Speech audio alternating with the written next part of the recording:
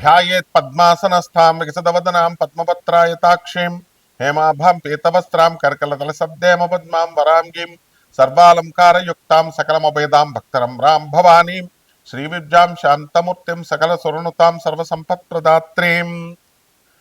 శ్రీ బెజవాడ కనకదుర్గాదేవ్యై నమ. శ్రీ దుర్గామల్లీశ్వరాభ్యాం నమ. మనము సాధనలు చేస్తూ ఉంటారు ప్రతి ఒక్కళ్ళు కూడా.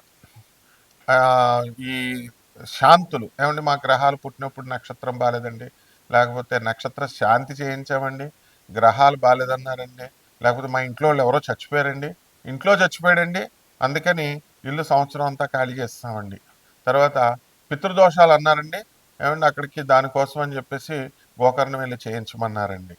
అలాగా మేము చేయించామండి కానీ ఫలితాలు లేవు. కాలసర్ప దోషం అన్నారండి, శ్రీకాళహస్తి వెళ్ళామండి, లేకపోతే త్రయంబకేశ్వరం గుడికి వెళ్ళామండి, ఇవన్నీ లక్షల రూపాయలు ఖర్చు పెట్టామండి.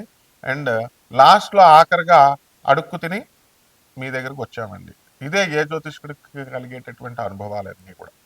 అంటే ఎవరి దగ్గరికి వెళ్ళినా సరే ముందు ఏమండి మా డబ్బులు వేసామండి, వాళ్ళు బ్లాక్ చేస్తారండి నెంబరు. తర్వాత ఇవన్నీ ఏంటి, ఇవన్నీ బదులు మీకు ఒక్క రూపాయి కూడా ఖర్చు అవసరం లేకుండా చక్కగా ఒక ఉపాస్య దేవతను సెలెక్ట్ చేసుకోవాలి మీరు. ఏదో ఒక దేవుడు, బ్రహ్మో విష్ణువో శివుడో లేకపోతే ఈ యొక్క అమ్మవారో, ఇలా వీళ్ళందరూ కూడా prime minister level president level అనుకోండి, ప్రోటోకాల్ ఉంటుంది కదా, వాళ్ళని కలవలేరు మీరు వెళ్ళి.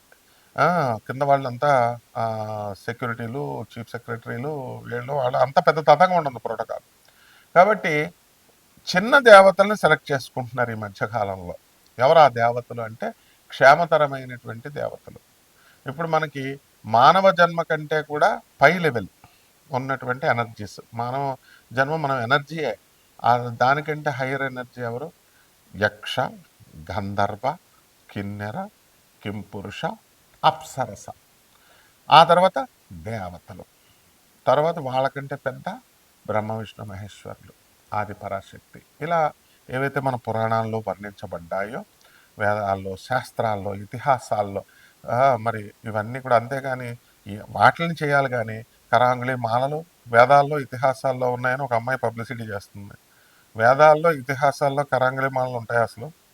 కాబట్టి ఇదిగో మీరు కోటీశ్వరుడు అయిపోవాలా, ముందు మీరు ఈ మాల వేసేసుకోండి అని పబ్లిసిటీ ఇస్తుంది. ముందు ఆమె కోటీశ్వరాలు అయిందో లేదో మీరు అడగాలి. ఆ బుద్ధి మీకు ఉండాలి. ఫస్ట్ చెప్పాడంటే ఈ మాల వేసేసుకోండి, ఉంగరం పెట్టేసుకోండి, అలాగే ఈ యొక్క జాతి రత్నం పెట్టేసుకోండి అని ఫస్ట్ నువ్వేంట్రా, నువ్వు అయ్యవా లేదా ఫస్ట్ మాకు చెప్పు అని అడగాలి. సో వీటితో అన్నిటితో కూడా సంబంధం లేకుండా యక్షిణీ దేవత ఆరాధన అనేటటువంటిది ఒక్క రూపాయితో కూడా ఖర్చు లేకుండా చేసుకునేటటువంటి సాధన. ఈ ద్వాదశ రాశుల వారు కూడా ఏ రాశుల వారు యక్షిణి సాధన చేస్తే బాగుంటుంది, ఏ రాశుల వారు కిన్నెర సాధన చేస్తే బాగుంటుంది, ఏ రాశుల వారు అప్సరస సాధనలు చేస్తే బాగుంటుంది, లేకపోతే మొత్తం 12 మంది కలిసి బ్యాచ్ల కింద డివైడ్ అయ్యి యక్షిణీలు చేద్దామా, లేకపోతే అప్సరసలు చేద్దాం, మీ ప్రాబ్లమ్స్ని బట్టి సొల్యూషన్ అనేటటువంటిది ఉంటుంది. ఇందులో మేము మంత్రాలు చెప్తుంటే ఒక ఆయన ఫోన్ చేసి ఏమన్నా గురువు గారు మీరు చెప్తున్నట్టుగా మంత్రంతో సహా మీ ఫోటో తీసానండి, నాకు కొంతమంది శిష్యులకు ఉన్నారండి, పోలీస్ ఆఫీసర్లకు కూడా నేను ఆ మంత్రాలు పంచుతున్నానండి, ఎవడు చెప్పండి నేను పంచమని, మీకు రక్తచందనం ఇస్తానండి, ఏదో పంపిస్తానండి, మీ అడ్రస్ పెట్టండి, పోస్ట్ చేసేస్తాను, కొరియర్స్ చేసేస్తాను అన్నాడు. ఇలాంటి వాళ్ళని నేను 100 మందిని చూస్తాను. ఇంకొకడు నేను పీఠం పెట్టానండి గురుగారు మీరు రావాలండి, అక్కడ నా శిష్యులకి నేను ఇచ్చేస్తున్నానండి, మంత్రోపదేశాలు నేను చేసేస్తున్నానండి, ఇవన్నీ ఏమీ సిద్ధించవు. ఎందుకనంటే ఎవరైతే యక్షిణీ సాధన ఇప్పుడు నేను చేశాను, నాకు సిద్ధించింది, నాకు గురు పరంపర ఉంది, నా గురువుల గురించి మొత్తం నా వీడియోలో ముల్లపూడి సత్యనారాయణమూర్తి అని కూడా వీడియోలు అన్నీ వస్తాయి. నాకు గురు పరంపర, ఆ గురువులు అందరూ తెలుస్తారు మీకు. ఆ గురు పరంపరలో గురుముఖతానే నేర్చుకోవాలి ఇవి. అయితే మరి ఎంకరేజ్ చేయాలి కదా, గురుముఖత నేర్చుకోండి అంటే ఆదిశంకరుని ఫోటో పెట్టుకోండి, కృష్ణుని ఫోటో పెట్టుకోండి, జగద్గురు చేసుకోండి అన్నాం. మరి చేసుకోండి అంటే ఇలాంటి వాళ్ళు వస్తారు, వీళ్ళు అనమాట మెయిన్ చీడ పురుగులు అంటే వీళ్ళే. ఎంతవరకు ఆ కొరియర్ వచ్చింది లేదు, రక్తచందనం లేదు, మొత్తం 63 క్షేత్రాల నదుల నీళ్ళంటే అన్నాడు. ఒక క్షేత్రం నీళ్ళు కూడా ఉండవు. సో ముందు ఇవన్నీ భ్రమల నుంచి బయటపడేసేది యక్షిణి. ఎందుకంటే యక్షిణి దేవత భ్రమలకే భ్రమ, మాయలకే మాయ, కామరూపి ఆమె. ఆ తర్వాత పనికిమాలిన వాళ్ళందరూ వచ్చి యక్షిణీలని బ్యాడ్ పబ్లిసిటీలు చేసేసి యక్షిణీలు పీకుతుంటాయి, చంపేస్తాయి, తర్వాత సంభోగం చేస్తాయి మీతో వచ్చి, ఇలాగా భార్యని భక్షిస్తాయి. ఆ, ఆ, ఇలా ఎవడు ఇష్టం వచ్చినట్టు వాడు చెప్తున్నారు. ప్రతి దానికి కూడా సృష్టిలో ఒక క్రమబద్ధీకరణ అనేటటువంటిది ఉంటుంది, ఒక ఆర్గనైజ్డ్గా కమిట్మెంట్ అనేటటువంటిది ఉంటుంది. ఏంటంటే ఇప్పుడు ఆ యక్షిని తినాలనుకోండి, మీరు పిలిస్తేనే వచ్చి తినాలా, మిమ్మల్ని ఊరి మీద పడిపోయి తినవా?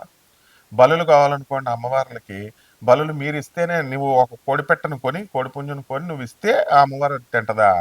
లేకపోతే ఆమె పీక్కొని తినలేదా? ఆమె వచ్చేసి ఊరి మీద పడి కోళ్ళని మేకలు కాదు మనుషులు పీక్కుని తినేస్తుంది. కాబట్టి ఇదంతా కూడా నాన్ సెన్స్ అనమాట. ఏ యక్షిణికి, ఏ అమ్మవార్లకి, వీళ్ళకి ఎవరికి కూడా ఏ బలులు ఇవ్వాల్సినటువంటి అవసరం లేదే. మాంసాలు, ఏ మటన్లు, చికెన్లు, మందు బాటిళ్ళు, ఇంకో పనికి మాలిన బ్యాచ్ మందు బాటిల్ పెట్టమనే బ్యాచ్ ఒక బ్యాచ్ ఉంది. వీళ్ళంతా కేవలం భ్రమింపజేస్తున్నారు. Hire energies. మీరు ఒక యక్షిణిని ఆవాహనం చేస్తున్నారు, రోజు పూజ చేస్తున్నారు. రోజు పూజ చేస్తున్నప్పుడు ఆ యక్షిణి ఏం చేస్తుంది? మీరు అడిగిని నేను చేసి పెడతానంటుంది. It's like business. ఇప్పుడు మీరు ప్రపంచంలో ప్రతిదీ బిజినెస్సే. భార్య భర్తకి వంటలు చేసి పెడుతుంది, భర్త డబ్బులు తెచ్చి పెడుతున్నాడు, దానికి నిమిత్తం జీవితాంతం పోషించడానికి కట్నం తీసుకుంటున్నాడు, బిజినెస్. తర్వాత ప్రేమ సంగతి తర్వాత. అవన్నీ ప్రేమ ఉంటే విడాకుల కిందకి వెళ్తారా? రోజు కిట్లట్లు ఫైటింగ్లు ఎందుకు ఉంటాయి? ఆ విధంగా ఆ ఎనర్జీస్ యక్షిణీల్లో అత్యంత తొందరగా మీకు చేసి పెట్టేటటువంటి సాధన. దానికంటే మానవుడి కంటే కింద ఉండేటటువంటి లోయర్ ఎనర్జీస్ ఉంటాయి, దెయ్యాలు, భూతాలు, ప్రేతాత్మలు, ఇవన్నీ అవి మనమే అన్నమాట. ఆత్మస్వరూపం, భగవంతుడు అంతా ఒకటే, ఆత్మరూపుడు. ఆ యొక్క పరమేశ్వరుడు మన గురువుగారు బ్రహ్మశ్రీ చాగంటి కోటేశ్వరరావు గారు చెప్తారు ఒక వీడియోలో, ఏమని, భూతనాథుడు ఆయనే. మరి తండ్రి ఇప్పుడు 10 మంది పిల్లలు ఉన్నారు, ఒక 9 మంది ఆఫీసర్లు అయిపోయారు, బ్యాంక్ ఆఫీసర్, ఐఏఎస్ ఒకడైపోయాడు, ఒకడేమో వేగబాండ్ లాగా రోడ్ల మీద తిరుగుతున్నాడు. వదిలేసుకుంటాడా రౌడీ షీటర్ అయితే? వదులుకోడు కదా తండ్రి. ఆ విధంగా భూతాలు, ప్రేతాలు, ఆత్మలు, దెయ్యాలు ఇవన్నీ కూడా శివుడి సంతానమే. కాబట్టి శివుడు వాటిని చూసుకుంటాడు అని అద్భుతంగా చెప్పారు గురువుగారు. కాబట్టి మీరు యక్షిణీ సాధన చేసేటప్పుడు, ఏమన్నా గురుగారు నాకు మంత్రం ఇచ్చేయండి అంటే, ఫస్ట్ అసలు నువ్వు ఎవడవి, నీ స్పిరిచువల్ బ్యాక్గ్రౌండ్ ఏంటి, నువ్వు ఏ దేవతను పూజ చేస్తావు? ఈ రోజే మీ వీడియో చూసి టెంప్టింగ్ అయిపోయి నేను యక్షిణీ సాధన చేసాను, యక్షిణి అంటే మామూలు మనిషి అనుకుంటున్నావా? మళ్ళీ తోలు తీసేస్తుంది. యక్షిణీలకు అస్సలు కోపం రాకుండా శాంతంగా ఉంచాలి. యక్షిణీలను బ్యాలెన్స్ చేయడానికి నీ గురువు ఉండాలి. ఇప్పుడు యక్షిణిని కంట్రోల్ చేయాలి. ఇప్పుడు నువ్వు పిలిచేసి పిచ్చి మాటలు మాట్లాడుతావు మనుషులతో మాట్లాడినప్పుడు. నాకు జాతకం చెప్పించుకోవడానికి వచ్చినాడు, మనం ఈ అపాయింట్మెంట్ నెంబర్లు ఎందుకు పెడతామండి? ఎవడైతే బాగుపడతారో కన్సల్టేషన్ కోసం అసలు డబ్బులు తీసుకోవాలి. మేము డబ్బులు తీసుకోం కదా. నాన్ కమర్షియల్ ఎందుకు చెప్తున్నాం? నాన్ కమర్షియల్ ఒక గవర్నమెంట్ ఆఫీసర్గా ఉన్నటువంటి వాళ్ళు మేము బిజినెస్లు చెయ్యం. కాబట్టి నాన్ కమర్షియల్ అనే పదం అందుకు వాడతాం. ఈ బుర్రా జ్ఞానం మనుషులకు ఉండదు. ఏంటంటే ఏదో చెప్తున్నాడులే, ఫీజులు అపాయింట్మెంట్లు పెట్టేసి చేయడానికి మామూలు ప్రైవేట్ పంతుళ్ళ. మాకు రూల్స్, రెగ్యులేషన్స్, సిస్టము, గవర్నమెంట్ ఇవన్నీ తెలుసు. కోర్టులు ఉంటాయి, జ్యుడిషియరీ ఉంటుంది, అలాగే సిస్టమ్ ఉంటుంది. ఏదైనా ప్రాబ్లం వస్తే దాన్ని కోర్టులో ఎలాగ వేయాలా, క్యాట్లో వేయాలా, ఇవన్నీ ట్రిబ్యునల్ కోర్టులో వేయాలా, లేదా హైకోర్టుకి వెళ్ళాలా, ఏ పోలీస్ ఆఫీసర్ని ఎలా డీల్ చేయాలి, ఇవన్నీ ఉంటాయి. ఇవేం లేకుండా ఊరికే ఫోన్ కొట్టేసి అపాయింట్మెంట్, ఏమన్నా గురుగారు యక్షిణి సాధన చేసేస్తారండి నాకు సలహాలు ఇవ్వడానికి ఆడెవడో పనికిమాలని నా కొడుకు పెడుతున్నాడు. యక్షిణి దుర్గా యక్షిణి కాదండి. ఏ పురాణాల్లో చెప్పబడింది? గొట్టంగాడికి నీకు చెప్పడానిక నేను, నువ్వు ఏ పురాణంలో ఉందానికి చెప్పడానికి? దుర్గాదేవి కాళరాత్రి రూపంలో, యక్షిణి రూపంలో ఉంటుంది. యక్షస్వరూపాయ జటాధరాయ అంటే మన శివుడు కూడా నాగేంద్రహారాయ త్రిలోచనాయలో చదువుకో. యక్షస్వరూపాయ జటాధరాయ, యక్షుడు రూపంలో ఉంటుంది. ఆ తర్వాత రెండవది ఏమిటంటే కుబేరుడు యక్షుడు, యక్షులకు రాజు. కుబేరుడు వచ్చి పీకు తింటాడా? ఎక్కడన్నా చరిత్రలో ఉందా? కుబేరుడు, బుద్ధి జ్ఞానం లేనటువంటి యూట్యూబ్లో చెప్పే దొంగ పండితులు కుబేరుడు యక్షుడా కాదా, యక్షరాజా కాదా యక్షులందరికీ? ఆయన ఎప్పుడన్నా ఎవరినన్నా పురాణంలో ఎక్కడన్నా తినేశాడా? చెప్పండి.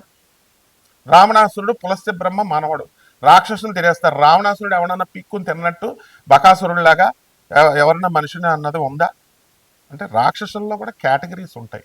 ఇదంతా ఉపాసన నేర్చుకోవాలి, దీని గురు పరంపర అవసరం. అంతేగాని మేమిస్తే మంత్రాలు మీరు అమ్ముకొని బిజినెస్లు చేసుకోవడానికో, లేకపోతే మీరు ఉపదేశాలు చేయడానికి తీసుకున్న గొట్టంగాడివి, ఇచ్చే గొట్టంగాడివి నిన్ను ఇద్దరిని రెండు పీక్కు తినిపారు దొబ్బుతాయి అనమాట. సాధనలు చేసేటప్పుడు ఎప్పుడూ కూడా గురుముఖత అందుకు అవసరం అంటారు. గురువు అనేటటువంటి వాడు ఇప్పుడు మాకు బెజవాడ కనకదుర్గమ్మ తల్లి మేము పిలిస్తే వస్తుంది. ఎస్, అవును, నేను దత్తాత్రేయుడి చెల్లెల్ని, నేను దత్తాత్రేయుడిని అక్కడని ఒక ఆవిడ, లేకపోతే మాకు నిజంగానే పూనకాలు వచ్చేస్తున్నాయి, లేకపోతే అమ్మవారు నాతో మాట్లాడేస్తుంది, చాటింగ్ చేసేస్తున్నాం, ఇలా పనికిమాలని అనుకున్నారా ఏంటి? ఉపాసన మంత్ర తంత్ర శాస్త్రాలు అక్షరమాల అక్షరమాలం కృతే ఐం బదబద వాగ్వాదిన్యై స్వాహ మాం గృహాణ గృహాణ ఐం బదబద వాగ్వాదిన్యై స్వాహ. వృశ్చిక రాశి, ఈ వృశ్చిక రాశి వారికి అందరికీ కూడా అర్ధాష్టమ రాహువు, పంచమ శని, అష్టమ గురుగ్రహాలన్నీ కూడా బంధించేసినాయి.